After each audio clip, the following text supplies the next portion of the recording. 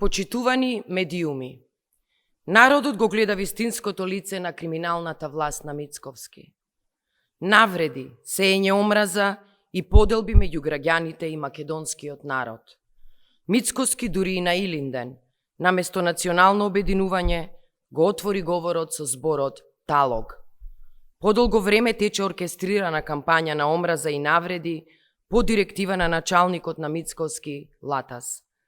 Навредите на Мицковски, талог на општеството, мочуриште, медиокритети, мекотели, глодари и се друго што говори за македонскиот народ, сега оди во уште полоша фаза. Ниво на сеење омраза и бес. Криминалната организација ВМРО и екипата на Вучик, откако им го откривме планот со медиумите и Стоилковиќ, удрија со најнечист речник. Зборовите што ги користат не можеме сите да ги изговориме поради нашата култура. Само неколку ќе споменам. Кловновска дружина, комуњарско кониште, духовен изрод, ефтин хохштаплер, смешен кловен со две леви нозе.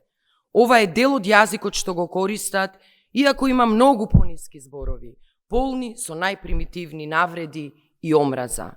И со вакви текстови Иван Стоилковиќ го промовира својот Facebook профил. Тој е министер во владата на Кристијан Мицковски.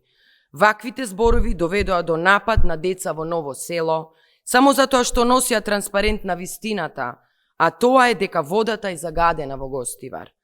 Сите овие методи се видени во Германија во 30-тите години од минатиот век.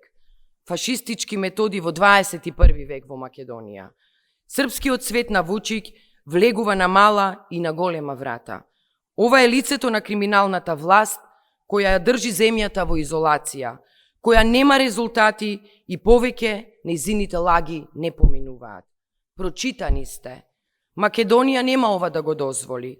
Наскоро доаѓа времето на вистината и правдата. Македонија ќе победи.